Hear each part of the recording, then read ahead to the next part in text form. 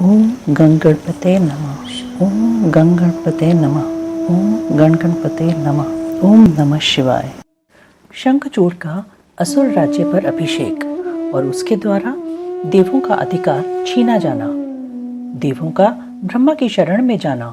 ब्रह्मा का उन्हें साथ लेकर विष्णु के पास जाना।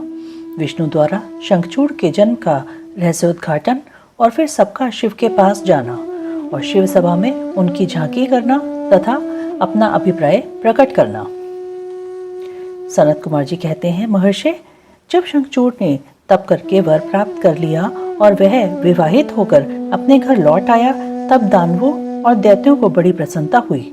वे सभी असुर तुरंत ही अपने लोक से निकलकर अपने गुरु शुक्राचार्य को साथ ले दल बनाकर उसके निकट आए और विनय पूर्वक उसे प्रणाम करके अनेकों प्रकार से आदर प्रदर्शित करते हुए उसका स्तवन करने लगे। फिर उसे अपना तेजस्वी स्वामी मानकर अत्यंत प्रेम भाव से उसके पास ही खड़े हो गए। उधर दंभ कुमार शंखचूड़ ने भी अपने कुल गुरु शुक्राचार्य को आया हुआ देखकर बड़े आदर और भक्ति के साथ उन्हें साष्टांग प्रणाम किया। तदंतर गुरु शुक्राचार्य ने समस्त असुरों के साथ सलाह करके उनकी सम्मति से शंखचूड़ को दानवों तथा असुरों का अधिपति बना दिया। दंपुत्र शंखचूड़ प्रतापी एवं वीर तो था ही, उस समय असुर राज्य पर अभिषिक्त होने के कारण वह असुर राज विशेष रूप से शोभा पाने लगा। तब उसने सहसा देवताओं पर आक्रमण करके वेग पूर्वक उनका संहार करना आरंभ किया। संपूर्ण देवता मिलकर भी उसके उत्कृष्ट तेज को सहन न कर सके, अतः वे समर भूमि से भाग चले और दीन होकर यत्र तत्र पर्वतों की खोहों में जा छिपे। उनकी स्वतंत्रता जाती रही। वे शंखचूड़ के वशवर्ती होने के कारण प्रभाहीन हो गए। इधर शूरवीर प्रतापी दंभकुमार दानवराज शंखचूड़ ने भी संपूर्ण लोगों को जीतकर देवताओं का सारा अधिकार छीन लिया। वह त्रिलोकी को अपने अधीन करके संपूर्ण लोगों पर शासन करने लगा और स्वयं इंद्र बनकर सारे यज्ञ भागों को भी हड़पने लगा तथा अपनी शक्ति से कुबेर, सोम, सूर्य, अग्नि, यम और वायु आदि के अधिकारों का भी पालन कराने लगा। उस समय महान बल पराक्रम से संपन्न महावीर शंखचूड़ समस्त देवताओं, असुरों, दानवों, राक्षसों, गंधर्वों, नागों, किन्नरों, मनुष्यों तथा त्रिलोकी के अन्य प्राणियों का एक छत्र सम्राट था। इस प्रकार महान राजराजेश्वर शंखचूड़ बहुत वर्षों तक संपूर्ण भुवनों के राज्य का उपभोग करता रहा। उसके राज्य में न अकाल पड़ता था, न महामारी और न अशुभ ग्रहों का ही प्रकोप होता था। आदि व्याधियां भी अपना प्रभाव नहीं डाल पाती थीं। यूं सारी प्रजा सदा सुखी रहती थी। पृथ्वी बिना जोते ही अनेक प्रकार के धान्य उत्पन्न करती थी। नाना प्रकार की औषधियां उत्तम उत्तम फलों और रसों से युक्त थीं। उत्तम उत्तम मणियों की खदानें थीं। समुद्र अपने तटों पर निरंतर ढेर के ढेर रत्न बिखेरते रहते थे। वृक्षों में सदा पुष्प फल लगे रहते थे। सरिताओं में सुस्वादु नीर बहता रहता था। देवताओं के अतिरिक्त सभी जीव सुखी थे। उनमें किसी प्रकार का विकार नहीं उत्पन्न होता था। चारों वर्णों और आश्रमों के सभी लोग अपने अपने धर्म में स्थित रहते थे। इस प्रकार जब वह त्रिलोकी का शासन कर रहा था, उस समय कोई भी दुखी नहीं था। केवल देवता भ्रातृ द्रोहवश दुख उठा रहे थे। मुनि महाबली शंखचूड़ गोलोक निवासी श्री कृष्ण का परम मित्र था। साधु स्वभाव वाला वह सदा श्री कृष्ण की भक्ति में निरत रहता था। पूर्व शापवश उसे दानव की योनि में जन्म लेना पड़ा था, परंतु दानव होने पर भी उसकी बुद्धि दानव की सी नहीं थी। प्रिय व्यास जी, तदंतर जो पराजित होकर राज्य से हाथ धो बैठे थे, वे सभी सुरगण तथा ऋषि परस्पर मंत्रणा करके ब्रह्मा जी की सभा को चले। वहां पहुंचकर उन्होंने ब्रह्मा जी का दर्शन किया और उनके चरणों में अभिवादन करके विशेष रूप से उनकी स्तुति की। फिर आकुलता पूर्वक अपना सारा वृतांत उन्हें कह सुनाया। तब ब्रह्मा उन सभी देवताओं तथा मुनियों को ढांढस बंधाकर उन्हें साथ ले सत्पुरुषों को सुख प्रदान करने वाले वैकुंठ लोक को चल पड़े। वहां पहुंचकर देवगणों सहित ब्रह्मा ने रमापति का दर्शन किया। उनके मस्तक पर किरीट सुशोभित था। कानों में कुंडल झलमला रहे थे और कंठ वनमाला से विभूषित था। वे चतुर्भुज देव अपनी चारों भुजाओं में शंख, चक्र, गदा और पद्म धारण किए हुए थे। श्री विग्रह पर पीतांबर शोभा दे रहा था और सनंदन आदि सिद्ध उनकी सेवा में नियुक्त थे। ऐसे सर्वव्यापी विष्णु की झांकी करके ब्रह्मा आदि देवताओं तथा मुनीश्वरों ने उन्हें प्रणाम किया और फिर भक्ति पूर्वक हाथ जोड़कर वे उनकी स्तुति करने लगे। देवता बोले, सामर्थ्यशाली वैकुंठाधिपति, आप देवों के भी देव और लोकों के स्वामी हैं। आप त्रिलोकी के गुरु हैं। श्री हरे, हम सब आपके शरणापन्न हुए हैं। आप हमारी रक्षा कीजिए। अपनी महिमा से कभी च्युत न होने वाले ऐश्वर्यशाली त्रिलोकेश, आप ही लोगों के पालक हैं। गोविंद, लक्ष्मी आप में ही निवास करती है और आप अपने भक्तों के प्राण स्वरूप हैं। आपको हमारा नमस्कार है। इस प्रकार स्तुति करके सभी देवता श्री हरि के आगे रो पड़े। उनकी बात सुनकर भगवान विष्णु ने ब्रह्मा से कहा। विष्णु बोले, ब्राह्मण, यह वैकुंठ योगियों के लिए भी दुर्लभ है। तुम यहाँ किस लिए आए हो? तुम पर कौन सा कष्ट आ पड़ा है? यह यथार्थ रूप से मेरे सामने वर्णन करो। सनत कुमार जी कहते हैं, मुने, श्री हरि का वचन सुनकर ब्रह्मा जी ने विनम्र भाव से सिर झुकाकर उन्हें बारंबार प्रणाम किया और अंजलि बांधकर परमात्मा विष्णु के समक्ष स्थित हो देवताओं के कष्ट से भरी हुई शंखचूड़ की सारी करतूत कह सुनाई। तब समस्त प्राणियों के भावों के ज्ञाता भगवान श्री हरि उस बात को सुनकर हंस पड़े और ब्रह्मा से उस रहस्य का उद्घाटन करते हुए बोले। उन्होंने कहा, कमल योनि, मैं शंखचूड़ का सारा वृतांत जानता हूँ। पूर्व जन्म में वह महातेजस्वी गोप था जो मेरा भक्त था।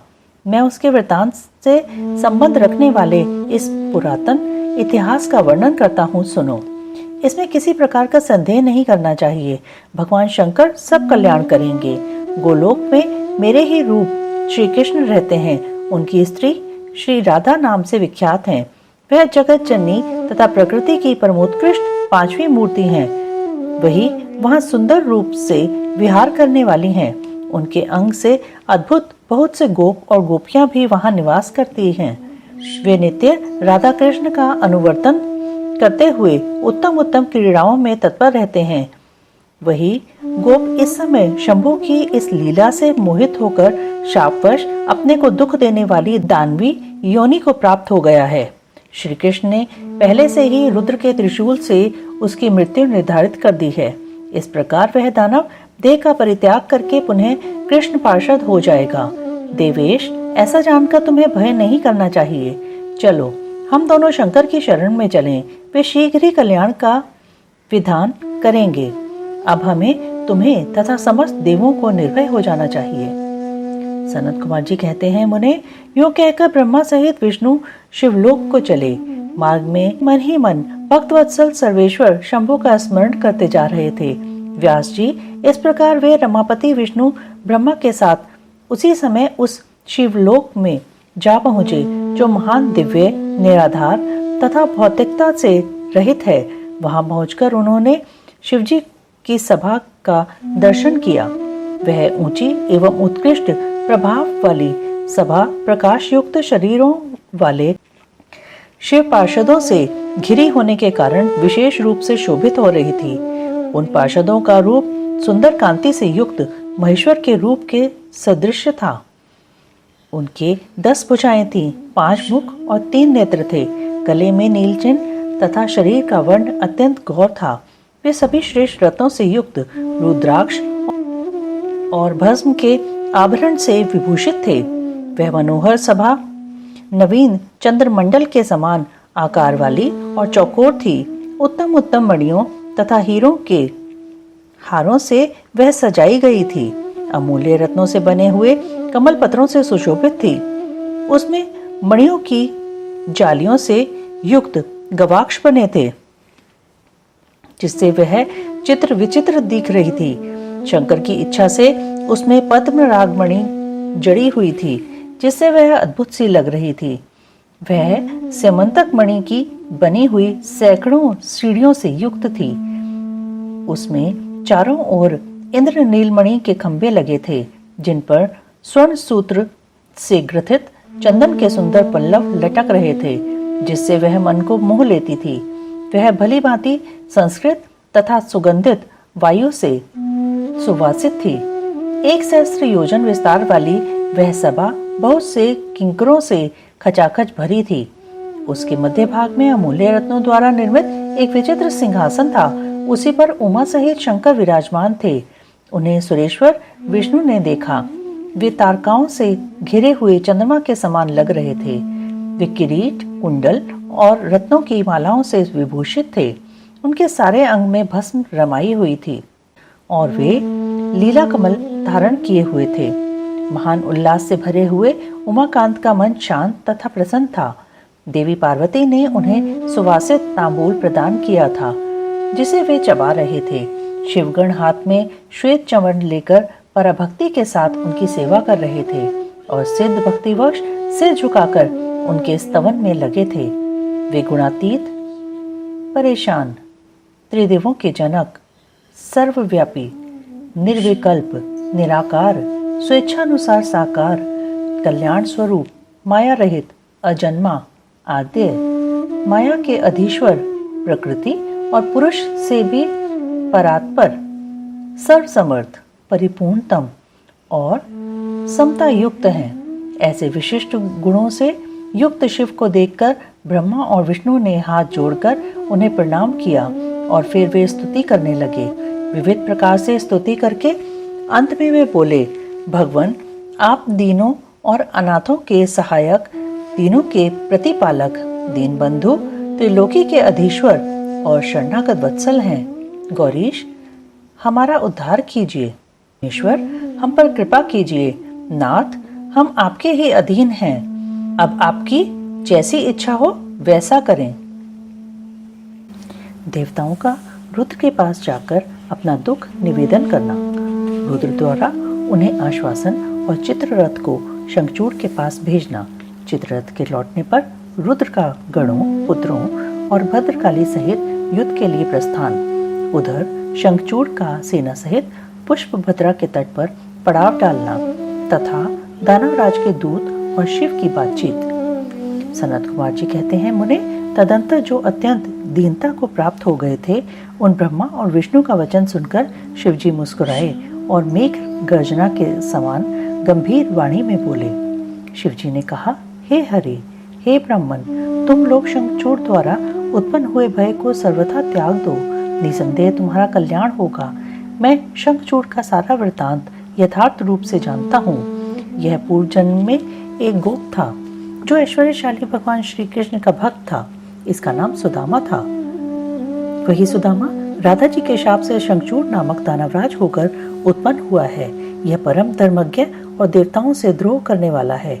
यह दुर्बुद्धिवश अपने उत्कृष्ट बल के भरोसे संपूर्ण देवगणों को क्लेश दे रहा है। अब तुम लोग प्रेम पूर्वक मेरी बात सुनो और देवों को आनंदित करने के लिए शीघ्र ही कैलाशवासी रुद्र के समीप जाओ। वह रुद्र रूप मेरा ही उत्तम पूर्ण रूप है। मैं ही देव कार्य की सिद्धि के हेतु पृथक स्वरूप धारण करके वहां प्रकट हुआ हूँ। मेरा वह रूप ऐश्वर्यशाली तथा परिपूर्णतम है। हरे, इसलिए मैं भक्तों के वशीभूत हो कैलाश पर्वत पर सदा निवास करता हूँ। कैलाश पहुंचकर देवताओं ने भगवान महेश की स्तुति की और अंत में कहा, महेशान, आप तो कृपा के आकर हैं। दीनों का उद्धार करना तो आपका बाना ही है। प्रभु, दानवराज शंखचूड़ का वध करके इंद्र को उसके भय से मुक्त कीजिए और देवों को इस विपत्ति से उबारिए। तब भक्तवत्सल शंभु देवताओं की प्रार्थना को सुनकर हंसे और मेघ गर्जन की इसी गंभीर वाणी में बोले। श्री शंकर ने कहा, हे हरे, हे ब्राह्मण, हे देवगण, तुम लोग अपने अपने स्थान को लौट जाओ। मैं निश्चय ही सैनिकों सहित शंखचूड़ का वध कर डालूंगा। इसमें तनिक भी संशय नहीं है। सनत कुमार जी कहते हैं, व्यास जी, महेश्वर के उस अमृतस्रावी वचन को सुनकर संपूर्ण देवताओं को परम आनंद प्राप्त हुआ। उस समय उन्होंने समझ लिया कि अब दानव शंखचूड़ मरा हुआ ही है। तब महेश्वर के चरणों में प्रणिपात करके विष्णु वैकुंठ को और ब्रह्मा सत्यलोक को चले गए तथा संपूर्ण देवता भी अपने अपने स्थान को प्रस्थित हुए। इधर उन महारुद्र ने, जो परमेश्वर दुष्टों के लिए काल रूप और सत्पुरुषों की गति हैं, देवताओं की इच्छा से अपने मन में शंखचूड़ के वध का निश्चय किया तब उन्होंने प्रसन्नता पूर्वक अपने प्रेमी गंधर्वराज चित्ररथ को दूत बनाकर शीघ्र ही शंखचूड़ के पास भेजा। चित्ररथ ने वहां जाकर शंखचूड़ को खूब समझाकर कहा, परंतु उसने बिना युद्ध किए देवताओं को राज्य लौटाना स्वीकार नहीं किया और कहा, मैंने ऐसा दृढ़ निश्चय कर लिया है कि महेश्वर के साथ युद्ध किए बिना न तो मैं राज्य ही वापस दूंगा और न अधिकारों को ही लौटाऊंगा। तू कल्याण करता रुद्र के पास लौट जा और मेरी कही हुई बात यथार्थ रूप से उनसे कह दे। वे जैसा उचित समझेंगे वैसा करेंगे। तू व्यर्थ बकवाद मत कर। सनत कुमार जी कहते हैं, मुनिश्रेष्ठ, यूं कहे जाने पर वह शिवदूत पुष्पदंत अपने स्वामी महेश्वर के पास लौट गया और उसने सारी बातें ठीक ठीक कह दी। तब उस दूत के वचन को सुनकर देवताओं के स्वामी भगवान शंकर को क्रोध आ गया। उन्होंने अपने वीरभद्र आदि गणों से कहा। रुद्र बोले, हे वीरभद्र, हे नंदिन, क्षेत्रपाल, आठों भैरव, मैं आज शीघ्र ही शंखचूड़ का वध करने के लिए निमित्त चलता हूँ। अतः मेरी आज्ञा, मेरे सभी बलशाली गण आयुधों से लैस होकर तैयार हो जाएं और अभी अभी कुमारों के साथ रण यात्रा करें। भद्रकाली भी अपनी सेना के साथ युद्ध के लिए प्रस्थान करें। सनत कुमार जी कहते हैं, मुने, ऐसी आज्ञा देकर शिवजी अपनी सेना के साथ चल पड़े। फिर तो सभी वीरगण हर्षमग्न होकर उनके पीछे पीछे चलने लगे।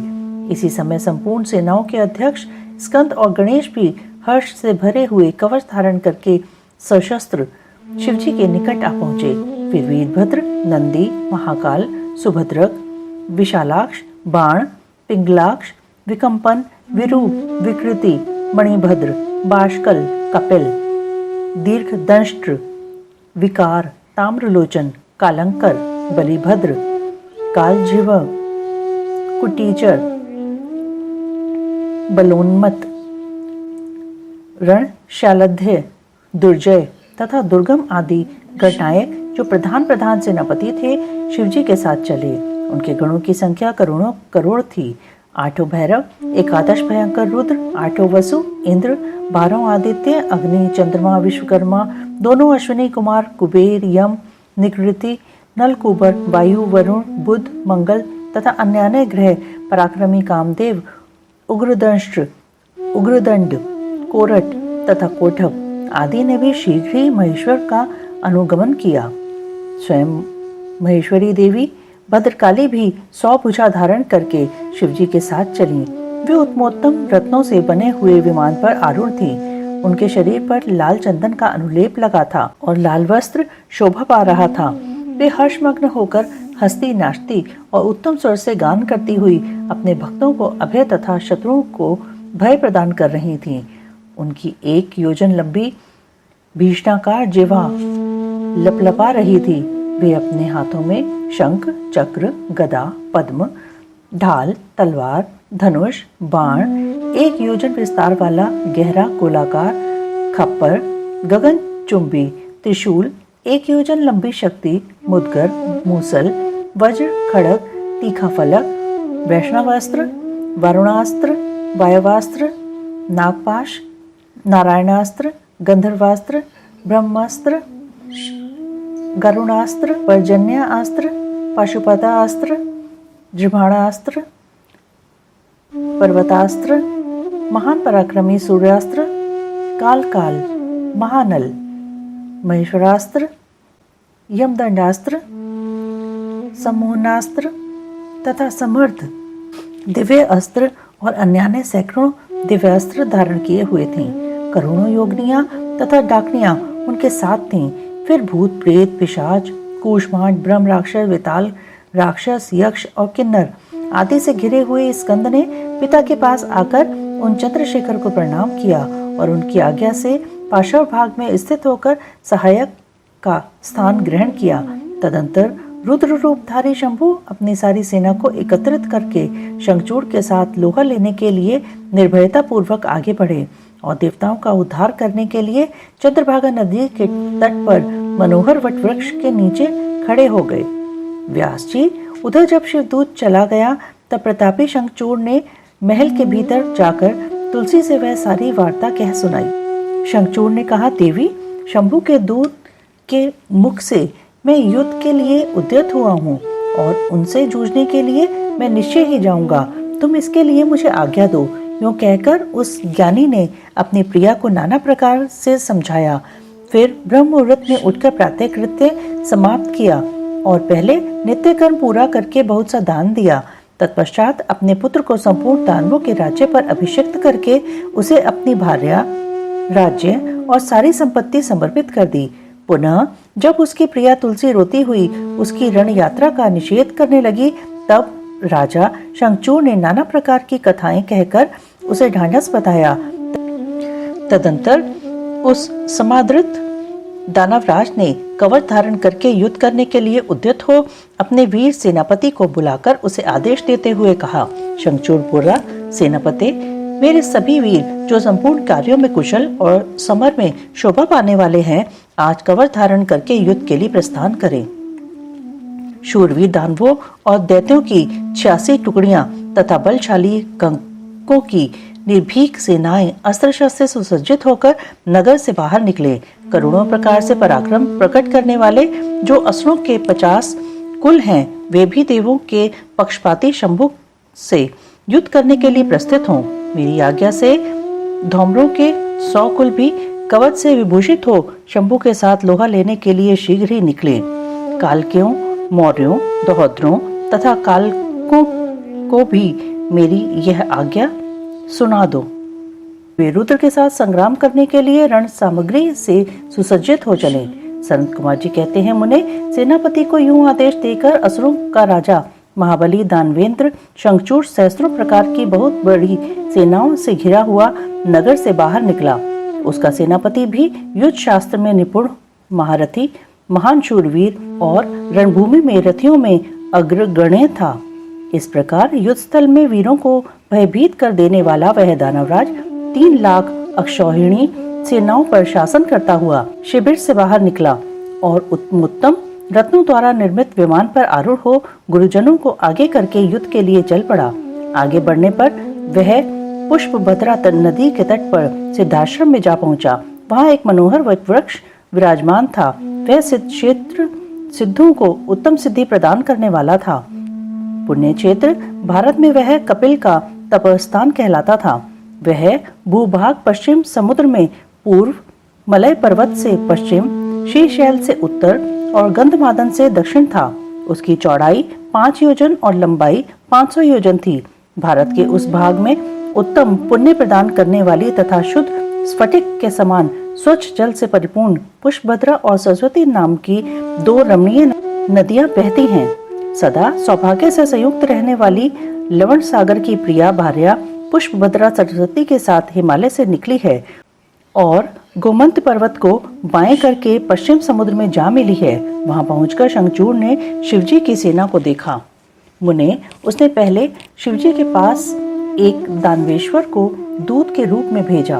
उसने शिवजी से युद्ध न करने के लिए कहा और शिवजी ने उसे देवताओं का राज्य लौटा देने की बात कही। अंत में महेश्वर ने कहा, दूत, हम किसी का भी पक्ष नहीं लेते, क्योंकि हम तो कभी स्वतंत्र रहते ही नहीं, सदा भक्तों के अधीन रहते हैं और उनकी इच्छा से उन्हीं का कार्य करते रहते हैं। देखो, पूर्व काल में ब्रह्मा की प्रार्थना से पहले पहल प्रलय समुद्र में श्रीहरि और दैत्य श्रेष्ठ मधुकैटभ का भी युद्ध हुआ था। पुनः भक्तों के हितकारी उन्हीं श्री विष्णु ने देवताओं के प्रार्थना करने पर प्रहलाद के कारण हिरण्यकशिपु का वध किया था। तुमने यह भी सुना होगा कि पहले जो मैंने त्रिपुरों के साथ युद्ध करके उन्हें भस्म कर डाला था, वह भी देवों की प्रार्थना पर ही हुआ था। पूर्व काल में सर्वेश्वरी जगत जननी का जो शुंभ आदि के साथ युद्ध हुआ था, जिसमें उन्होंने दैत्यों का वध कर डाला था, वह भी देवताओं के प्रार्थना करने पर ही घटित हुआ था। वे ही सभी देवगण आज भी ब्रह्मा के शरणापन्न हुए हैं। तब वे उन देवताओं और श्रीहरि के साथ मेरी शरण में आए थे। दूत, इस प्रकार ब्रह्मा, विष्णु और देवगणों की प्रार्थना के वशीभूत हो देवों का अधीश्वर होने के कारण मैं भी युद्ध के लिए आया हूँ। तुम भी तो महात्मा श्री कृष्ण के श्रेष्ठ पार्षद हो। अब तक जो जो दैत्य मारे गए हैं, उनमें से कोई भी तुम्हारी समानता नहीं कर सकता। इसलिए राजन, देव कार्य की सिद्धि के लिए तुम्हारे साथ युद्ध करने में मुझे कौन सी बड़ी लज्जा होगी? अर्थात कुछ नहीं, क्योंकि मैं ईश्वर हूँ और देवताओं ने मुझे विनय पूर्वक भेजा है। अतः तुम जाओ और शंखचूड़ से मेरी बात कह दो, वह जैसा उचित समझेगा वैसा करेगा। मुझे तो देवताओं का कार्य करना ही है। यूं कहकर कल्याणकर्ता महेश्वर चुप हो गए। तब शंखचूड़ का वह दूत उठा और उसके पास चल दिया। देवताओं और दानवों का युद्ध, शंखचूड़ के साथ वीरभद्र का संग्राम, पुनः उसके साथ भद्रकाली का भयंकर युद्ध करना और आकाशवाणी सुनकर निवृत्त होना। शिवजी का शंखचूड़ के साथ युद्ध और आकाशवाणी सुनकर युद्ध से निवृत्त हो विष्णु को प्रेरित करना। विष्णु द्वारा शंखचूड़ के कवच और तुलसी के शील का अपहरण। फिर रुद्र के हाथों त्रिशूल द्वारा शंखचूड़ का वध। शंख की उत्पत्ति का कथन। सनत कुमार जी कहते हैं, महर्षि, जब उस दूत ने शंखचूड़ के पास जाकर विस्तार पूर्वक शिवजी का वचन कह सुनाया तथा तत्वतः उनके यथार्थ निश्चय को भी प्रकट किया, तब उसे सुनकर प्रतापी दानव राज शंखचूड़ ने भी परम प्रसन्नता पूर्वक युद्ध को ही अंगीकार किया। फिर तो वह तुरंत ही मंत्रियों सहित रथ पर जा बैठा और उसने अपनी सेना को शंकर के साथ युद्ध करने के लिए आदेश दिया। इधर अखिलेश्वर शिवजी ने भी तत्काल ही अपनी सेना को तथा देवों को आगे बढ़ने की आज्ञा दी और स्वयं भी लीलावश युद्ध के लिए सन्नद्ध हो गए। फिर तो शीघ्र ही युद्ध आरंभ हो गया।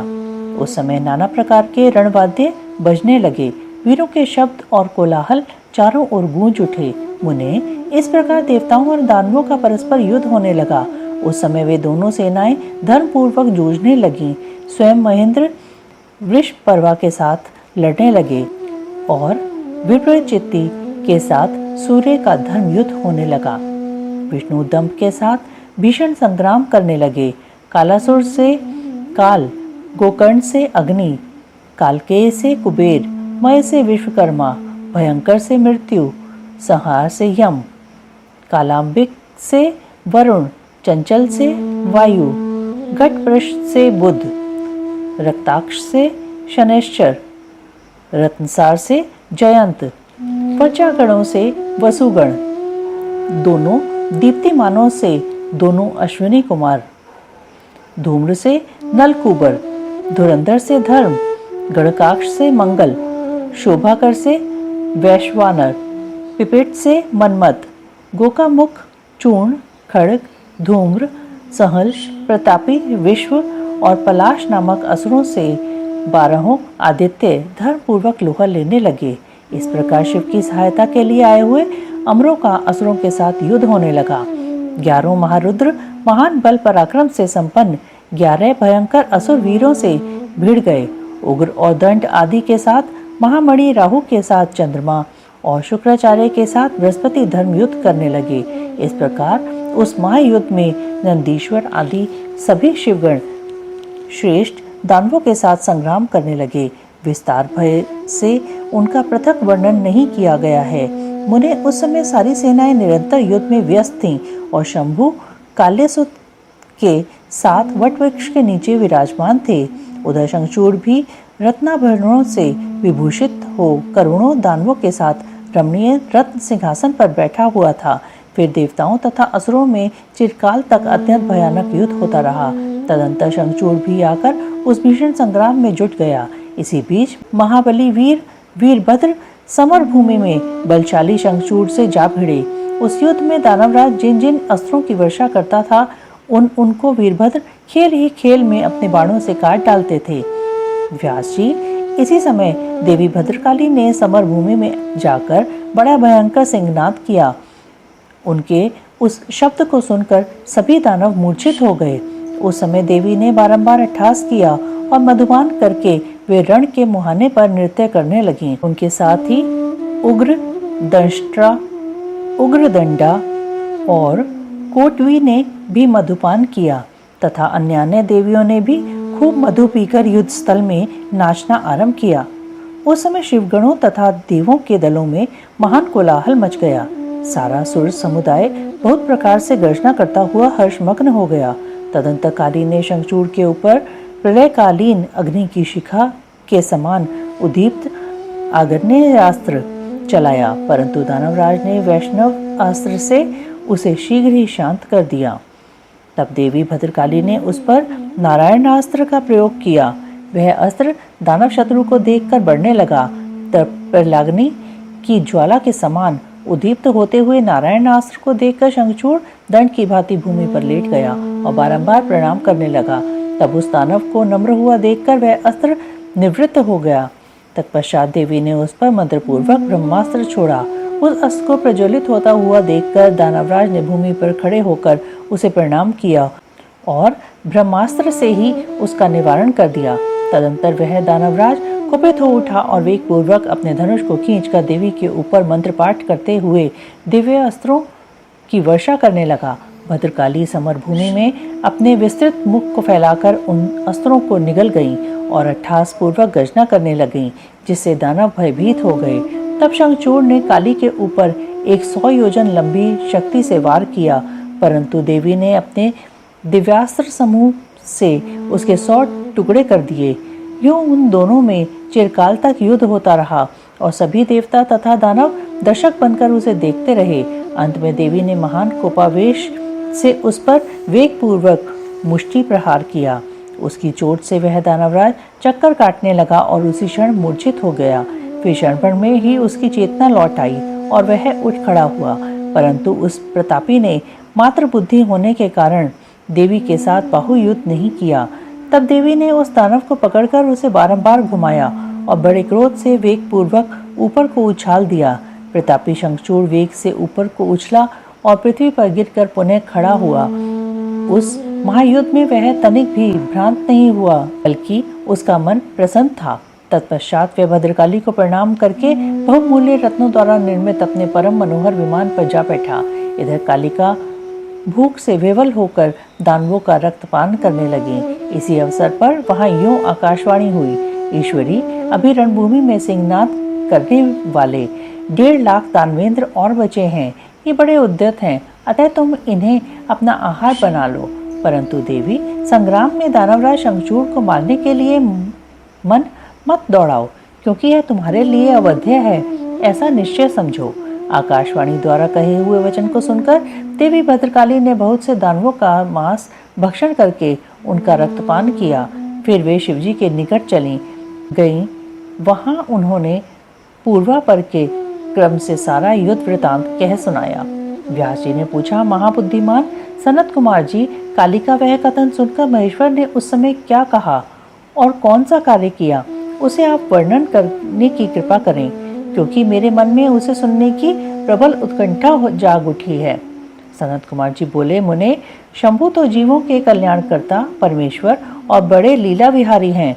वे काली द्वारा कहे हुए वचन को सुनकर उन्हें आश्वासन देते हुए हंसने लगे। तदंतर आकाशवाणी को सुनकर तत्व ज्ञान विशारद स्वयं शंकर अपने गणों के साथ समर भूमि की ओर चले।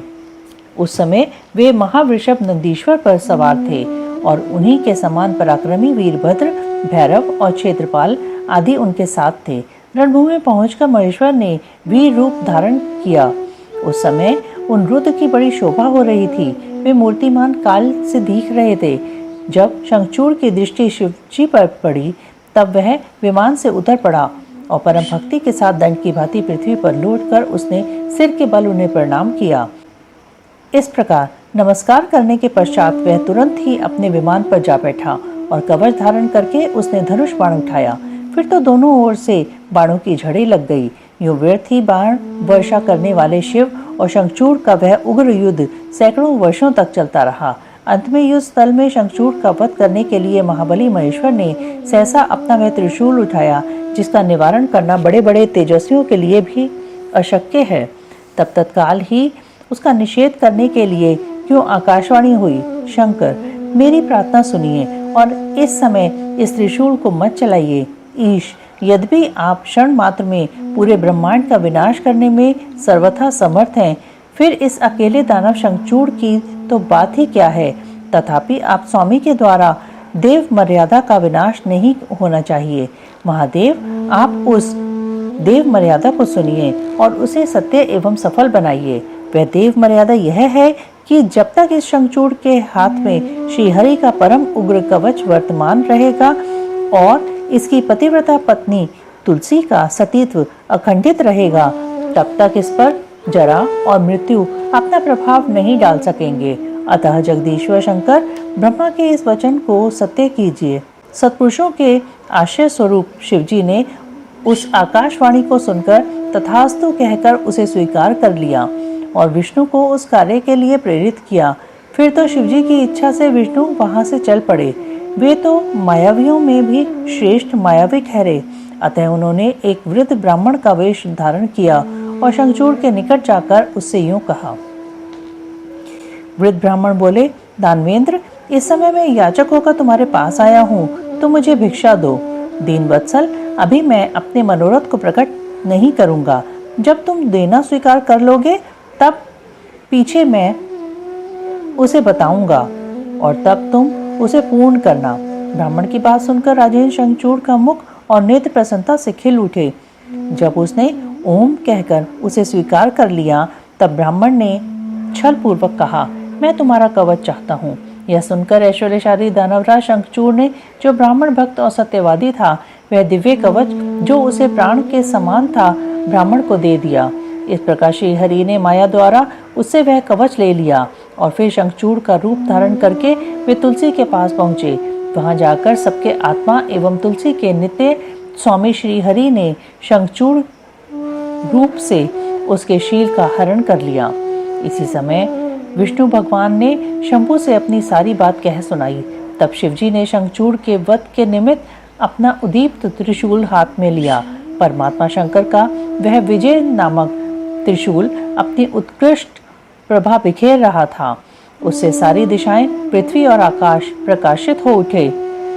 वह मध्याह्न कालीन करोड़ों सूर्यों तथा प्रलयाग्नि की शिखा के समान चमकीला था। उसका निवारण करना असंभव था। वह दुर्धर्ष, कभी व्यर्थ न होने वाला और शत्रुओं का संहारक था।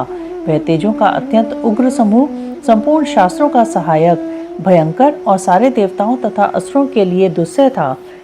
वह एक ही स्थान पर ऐसा दमक रहा था मानो लीला का आश्रय लेकर संपूर्ण ब्रह्मांड का संहार करने के लिए उद्यत हो। उसकी लंबाई 1000 धनुष और चौड़ाई 100 हाथ थी। उस जीव ब्रह्म स्वरूप शूल का किसी के द्वारा निर्माण नहीं हुआ था। उसका रूप नित्य था।